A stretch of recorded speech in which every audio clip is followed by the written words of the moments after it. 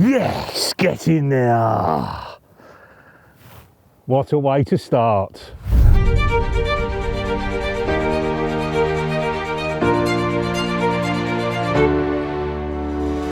Welcome to the winter guide to Embryo North Bank. We're going to get straight to the point and show you all the do's and don'ts of winter fishing. Baiting up, rigs, hardware, location, everything you need to know to get bites in the cold weather. And this one shows that it is still on.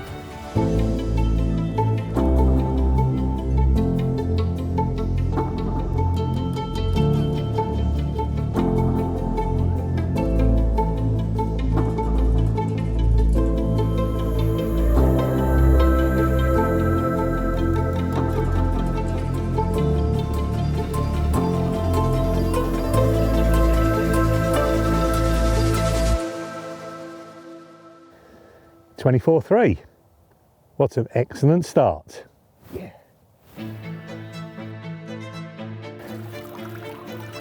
Look at that.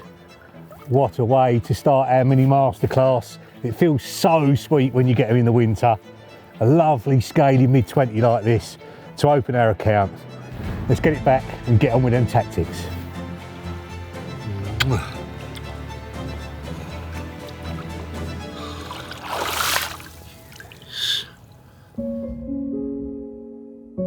Winter location is even more important than summer location because the fish can be very localised, normally in 2 or 3 groups. And the time to be looking is when the light is low, just before it's getting dark. You'll see nothing all day, and then one will put his head out literally as it's getting dark, and then into dark as well. The first sort of 4 or 5 hours of darkness, it's worth being at the front of the swim listening, because you will hear and see a lot more out by your rods rather than tucked in the bivvy. And that's why it's really important to have all your winter kit on, be togged up, layered up, gloves on, hat on, decent boots on, so you can stand out there and listen. And if you're not on them, I recommend that you move. On North Bank here, the fish tend to be in the bowl areas at either end of the lake.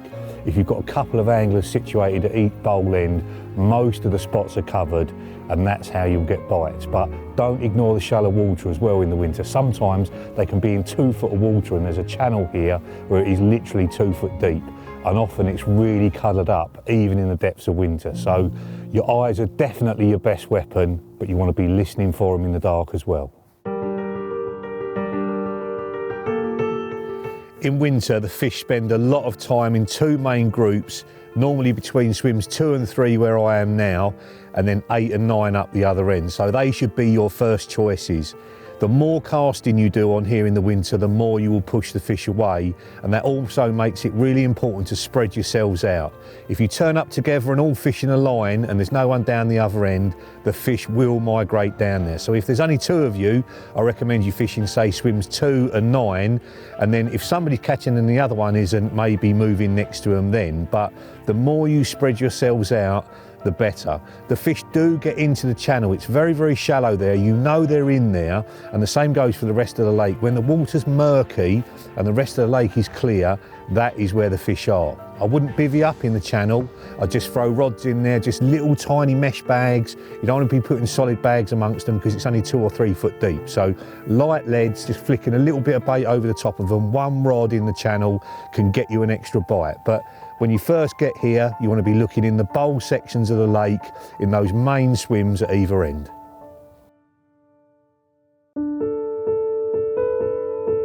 Spending the time to find a spot at the start of your session is absolutely essential, especially because it's weedy here at North Bank.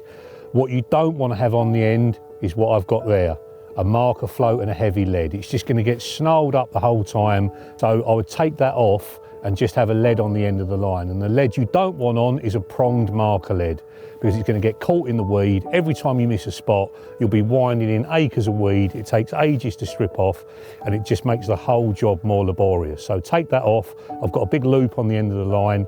I just loop that off, and then I loop on a standard marker lead. A 3-ounce one's good enough because none of the spots are that far out. And then you can probe around the swim, just feeling for the drop and pulling the rod back to see if you find a clear spot. Now, if you don't use distance sticks, you really need to get into that, because all the spots are marked out as wraps. rather than yards. And if you've never used the sticks before, you're going to be casting around a lot trying to find a spot, and every extra cast you make is potentially scaring the fish away.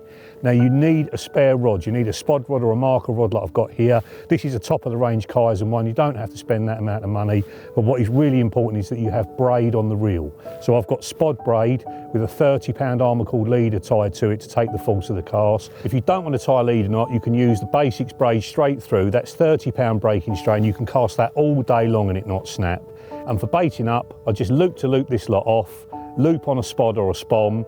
If you're spodding, then I'll be flicking it back towards me and dropping a line of bait from the back of the spot over the top of the rigs. If you're spomming, you probably want to take a step back in the swim so that when the spom opens, it's dropping the bait right on top of the rigs because of the swing back of the lead. Now also, you could use the marker float and just bait up using the throwing stick. A lot of the spots are close enough to the far bank that when the float goes up, you can go around to the other side with your boilie caddy and just spray boilies all over the top of that area. It's a much quicker way to bait up as well. It's not got a spod crashing into the swim, so you can go around there day and night. Once you know where your float is, you can line it up with a tree on the far bank, bait up in the dark, and carry on putting bait over the top of the rigs after each bite to turn one bite into many.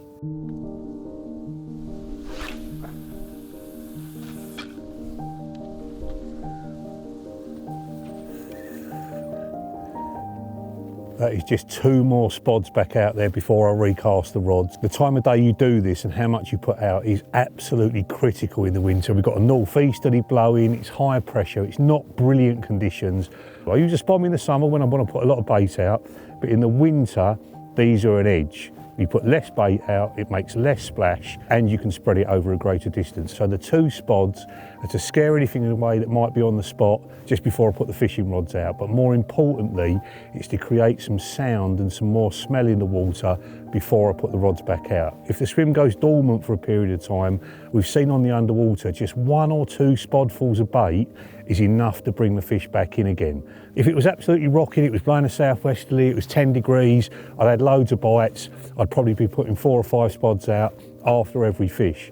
But where it's scratching at the moment, you can put too much bait out and completely ruin your chances. And my mix, because there's no real nuisances in here, sweet corn forms 50% of my mix at least. And then I've got crumbed up cell boilie, which is a brilliant winter boilie. You don't want to be using fish meals or high protein baits in the winter. Medium protein, like the cell or the essential cell, it goes straight through them, even in the cold water, so they will carry on eating it. Anything pellet based or fish meal based is going to stodge them up and stop them getting caught. And then I always have flake maize in the mix as well. That's super absorbent, and the flake maize and boilie together soaks up loads of liquid. So I'm putting smart liquid, in this case the cell, and adding a little bit of water to it, the juice out the sweet corn as well to thin it out. And then that will be left to soak in over 2 or 3 hours before I put it out. So you imagine it gets to the bottom and then that smart liquid is doing its business and it's basically spreading that halo of attraction more and more over the baited area. You don't want it all coming off as it hits the surface. So that is the mix that I use in the winter. Be really careful with the baiting. If it's rocking, you can definitely put more in, but if you're scratching like this, you want to be erring on the side of caution. Rig-wise at North Bank, a helicopter rig with the bead set up 2 or 3 inches up the leg core or up the line is the best way to know that you're presented properly, and you can fish that either pop-ups low to the deck, spinner rig style I would normally fish, or with a wafter. If it's super clean out there, if you're getting a really good drop and you flick the rig up and wind it in and there's virtually no weed on it, then you can definitely get away with a wafter or a bottom bait with a bit of plastic corn on top of it. To be absolutely certain, a small pop-up over the top of your feed or as a single is the way to go, and that's how I've been really successful on here in the past. I would use a leg clip if I was fishing on a clear spot and I was getting a really good drop, but I would use a hybrid leg clip so I'm dumping the lead. And on my helicopter rigs, I've got a heli safe, so again, I'm dumping the lead. There's a lot of weed here, even in the winter. You don't want the lead getting snarled up in the weeds. You want it off, the fish up in the water, and that is how you're going to land more fish.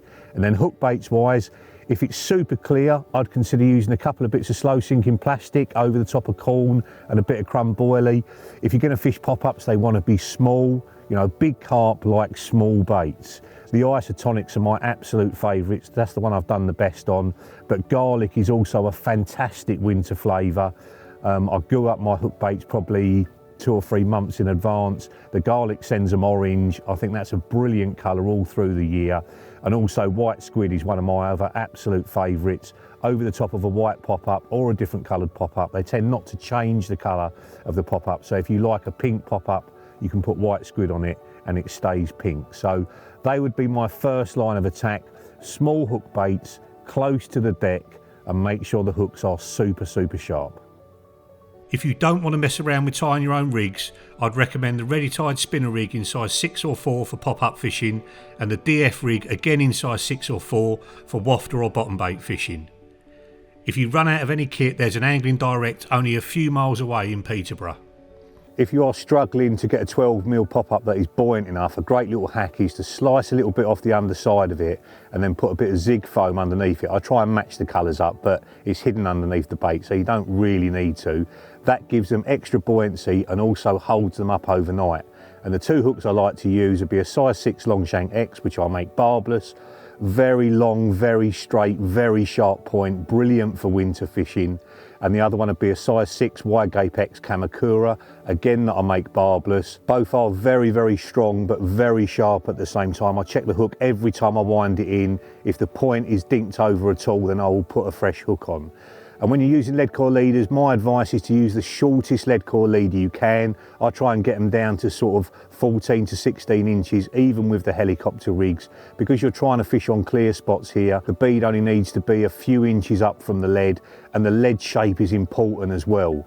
So I'll use a heli lead whenever I can because it's much easier to feel the lead hit the bottom so you know exactly what you're fishing on. If you're snarled up in sort of 10, 12 inches of that horrible silkweed that's out there, your rig is not fishing. So casting a few times, making sure you're absolutely on those clear spots is what is going to get you consistent bites.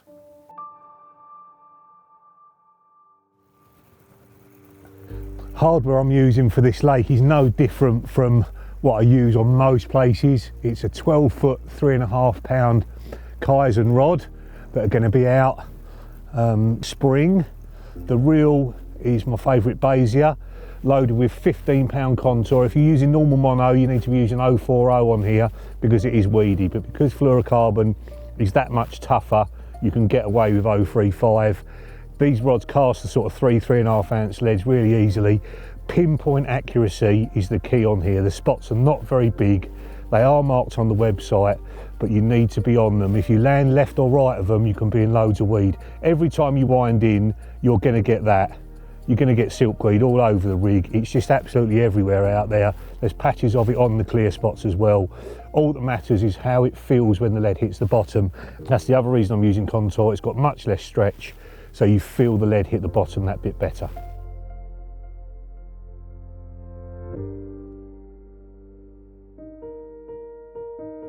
Just putting 3 very, very light back leads on, 1/4 ounce, the lightest ones we do.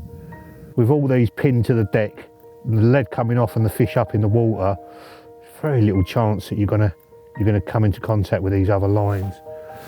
Some of the swims that have got more weed close in, I wouldn't even consider backleading, but this particular swim, it's just low-lying silkweed.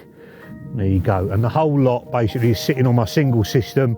You see I've converted it there to be used as stage stands. It looks absolutely sexy as you like.